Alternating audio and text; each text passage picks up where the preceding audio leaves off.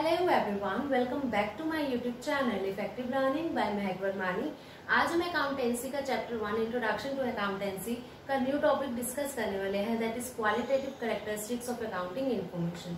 इस टॉपिक में हम डिस्कस करेंगे जो अकाउंटिंग इन्फॉर्मेशन होती है उसकी क्या क्या क्वालिटेटिव कैरेक्टरिस्टिक्स हैं, या हम बोल सकते हैं क्या क्या क्वालिटेटिव फीचर्स हैं।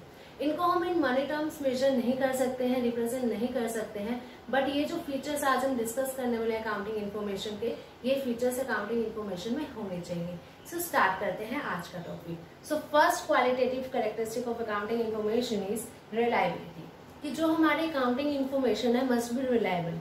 मीन्स कि जो हमारी अकाउंटिंग इन्फॉर्मेशन है वो रिलायबल होनी चाहिए। अब रिलायबल का क्या मतलब होता है कि वो वेरीफिएबल होनी चाहिए। जो हम अकाउंटिंग इन्फॉर्मेशन मीन्स जो भी हम अकाउंट्स प्रिपेयर कर रहे हैं, लेजर्स प्रिपेयर कर रहे हैं, statement of P&L and balance sheet जो भी हम प्रिपेयर कर रहे हैं उसको हम वेरीफाई कर पाए, कि कभी भी हम अगर चेक करना चाहें इन फ्यूचर वो हम कर पाए।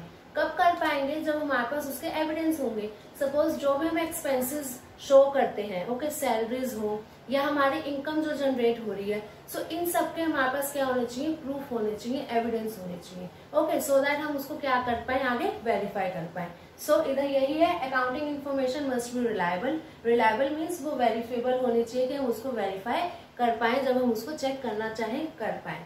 सो और क्या होता है रिलायबल मीन्स कि free from bias and material errors. जो हमारी अकाउंटिंग इन्फॉर्मेशन है वो फ्री फ्रॉम बायस होनी चाहिए, मीन्स कि कुछ भी फॉल्स इन्फॉर्मेशन नहीं उसमें शो करनी चाहिए, ओके, फॉल्स इन्फॉर्मेशन रिप्रेजेंट नहीं करनी चाहिए, एंड कुछ भी मटेरियल एरर्स नहीं होने चाहिए, कि आप कुछ इन्फॉर्मेशन जो शो कर रहे हो उसमें कुछ एरर है, ओके, या उसके फिगर्स में एरर है कि आपका अगर प्रॉफिट ज्यादा आया है बट आप उसको शो कम कर रहे हो सो दैट आपको टैक्स कम पे करना पड़े, तो ऐसा नहीं होना चाहिए।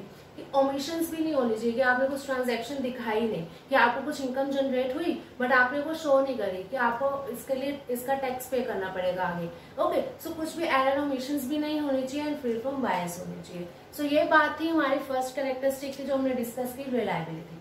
Second characteristic is relevance. Relevant means कि जो हमारे अकाउंटिंग इन्फॉर्मेशन है वो रेलेवेंट होनी चाहिए to different users. Accounting information must be relevant to the users. जो हमारे यूजर्स हैं, जो हमारी अकाउंटिंग इन्फॉर्मेशन चेक कर रहे हैं, देख रहे हैं, उनके लिए वो क्या होनी चाहिए? यूजफुल होनी चाहिए। कि जो यूजर्स जो इन्फॉर्मेशन उसमें चेक करना चाहता है वो इन्फॉर्मेशन होनी चाहिए।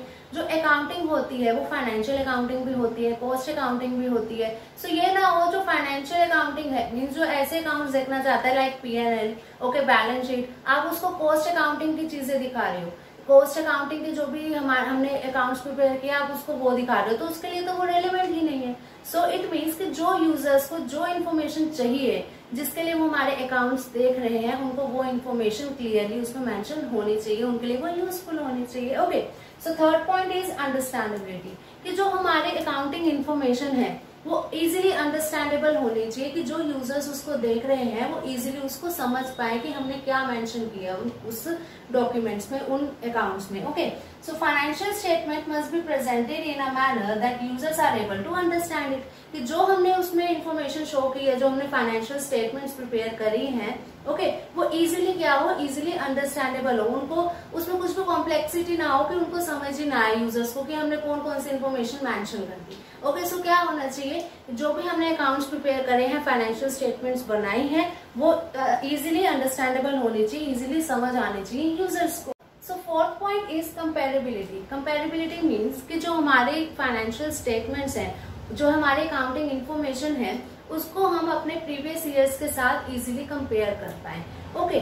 सपोज एक फर्म है, उसको इस ईयर में, करंट ईयर में 10 लाख का प्रॉफिट हुआ, 10 लाख का प्रॉफिट हुआ, तो उसने ये सोचा कि मैं प्रीवियस ईयर में कितना मेरा अर्निंग थी, कितना मुझे प्रॉफिट जनरेट हुआ था, मैं कंपेयर करता हूँ, सो दैट मैं देख पाऊँ कि मेरी जो बिजनेस है उसकी ग्रोथ हो रही है या नहीं हो रही।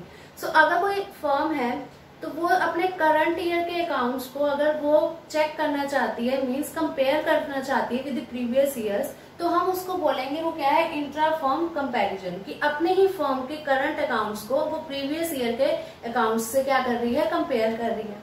बट अगर जो फर्म है, ओके, सपोज एक फर्म है, वो अपनी फर्म का जितना उसने अर्निंग करी है, जितना उसको प्रॉफिट जनरेट हुआ है, वो कंपेयर करना चाहती है with the other firm, same firm है, मतलब वर्क जो है फर्म का सेम है, बट वो उसका कॉम्पिटिटर है मान लो, सो उसके साथ क्या करना चाहती है, उसके अकाउंट्स के साथ वो कंपेयर करना चाहती है कि मुझे 10 लाख का प्रॉफिट हुआ तो उसको 12 लाख का प्रॉफिट हुआ, तो कैसे हुआ कंपेयर करना चाहती है, तो कुछ देखना चाहती है। सो क्या हुआ, वो अपनी फर्म का जो अकाउंट्स है वो दूसरी फर्म के साथ क्या कर रही है, कंपेयर कर रही है, तो उसको बोलेंगे इंटर फर्म कंपेरिजन, कि अपने फर्म के अकाउंट्स को किसी और फर्म के अकाउंट्स से क्या किया, कंपेयर किया।